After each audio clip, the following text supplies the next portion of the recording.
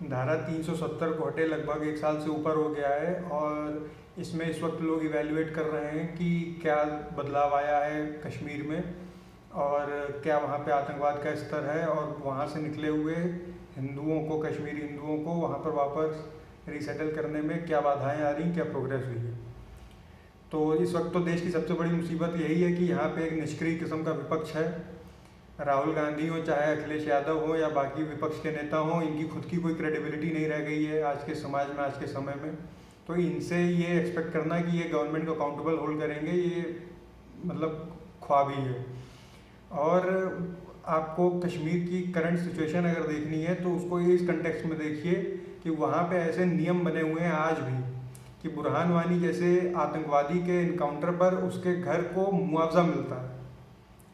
बुरहान वानी जैसे आतंकवादी को, वो कोई रिवॉल्यूशनरी नहीं था, उसको बहुत ज़्यादा हीरोइक काम उसने नहीं किया था, उसकी मल्टीपल गर्लफ्रेंड्स थी, एक गर्लफ्रेंड ने टिप ऑफ किया था आर्मी को कि वो उसकी लोकेशन कहाँ है। तो बुरहान वानी के घर वालों को तो कंपनसेशन मिला है। तो इस टाइप के इंसेंटिव्स बंद करने पड़ेंगे गवर्नमेंट को, अभी तक गवर्नमेंट ने नहीं किए हैं। अभी रिसेंटली गवर्नमेंट ने 500 वहाँ के एडमिनिस्ट्रेटिव ऑफिसर्स को हटाया है इंडिया विरोधी गतिविधियों में संलिप्त होने के कारण। इस तरीके के और स्टेप्स भारत को लेने पड़ेंगे।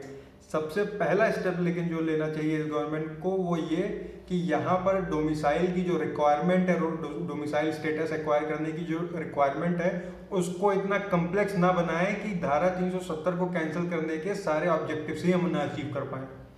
इस वक्त फ़िलहाल जो डोमिसाइल के प्रावधान है वो इतने कठिन है, 15 साल का उसमें वेटिंग पीरियड है कि उसका आप एक तरीके से एक कदम आगे लेकर के 2 कदम पीछे ले रहे हो।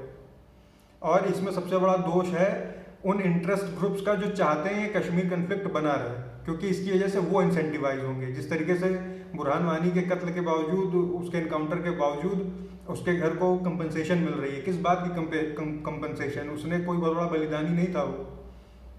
उसके बाद कश्मीरी पंडित वहाँ से जेनोसाइड के विक्टिम हैं, वो बाढ़ के या जलजले के, अर्थक्वेक के विक्टिम नहीं हैं।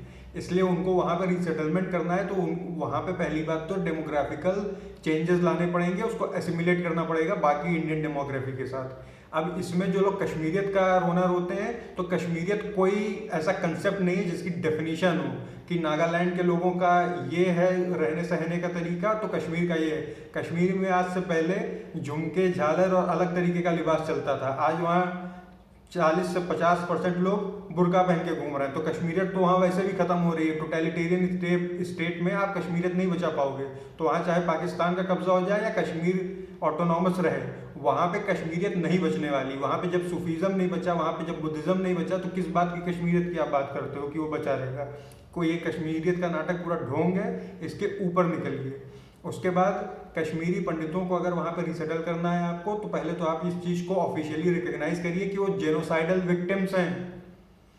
इंडिया ने 1948 में ह्यूमन राइट्स कन्वेंशन जिस वक्त साइन किया था, उसी वक्त जेनोसाइडल प्रिवेंशन कन्वेंशन पे भी इंडिया ने साइन किया था और रेटिफाई किया था, जिसके तहत अगर आप प्रूव करते हैं जेनोसाइड की को प्रूव करने के लिए कुछ प्रावधान हैं, उन प्रावधानों को आप पूरा करते हैं, तो जेनोसाइड को रिवर्स करने के लिए आपको छूट देगी। और जो वर्ल्ड कम्युनिटी है, जो आपका नैरेटिव बिल्डिंग होगी पूरे वर्ल्ड में, वो एक पॉजिटिवली लोग देखेंगे कि हाँ, यहाँ से कश्मीरी हिंदुओं को भगाया गया था, तो उनके रीसेटलमेंट के लिए कुछ काम किया जा रहा है। उसके लिए आप एक्स्ट्राऑर्डिनरी मेजर्स ले सकते हैं, पॉजिटिव डिस्क्रिमिनेशन कर सकते हैं। तो पहले तो आपको उनके जेनोसाइड को ऑफिशियली रिकॉग्नाइज करना पड़ेगा। उसके बाद यहाँ पर जेनोसाइड में जिन लोगों का रोल था, यासीन मलिक, बिट्टा कराटे जैसे लोगों को, इनको दामाद बना करके पालना बंद करे भारत की सरकार। ये अगर जेल में है तो इनके स्विफ्ट ट्रायल्स हों। जेनोसाइडल कन्वेंशन में इसके भी प्रावधान है कि आप जेनोसाइड कमिट करने वालों को आप फांसी दे सकते हैं, पनिशमेंट दे सकते हैं। बांग्लादेश ने करके दिखाया है। 1971 के जेनोसाइडल परपरेटर्स को सजा मिली है, सबको फांसी मिली है। तो ये भारत भी कर सकता है और इसको तुरंत से तुरंत करना चाहिए। Yasin Malik 3 Indian air force officers के कत्ल का जिम्मेदार है, वो बैठा हुआ है दामाद की तरह जेलों के अंदर। मनमोहन सिंह से लेकर के महबूबा मुफ्ती तक में की पार्टी में उसकी दखलंदाजी थी। हर जगह उसकी पहुंच थी। तो इन लोगों को आपको अगर टैकल करना है तो आपको इनके स्विफ्ट ट्रायल्स कराने पड़ेंगे।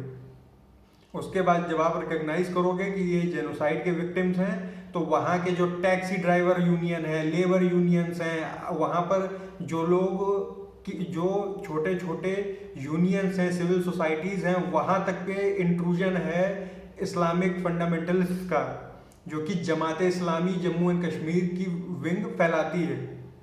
ये किसी भी तरीके से जमात इस्लामी पाकिस्तान से अलग नहीं है। इस चीज़ को आपको रिकग्नाइज करना पड़ेगा और इन लोगों को टेक डाउन करना पड़ेगा। आप लचर रवैये से इस चीज़ को अप्रोच ना करें।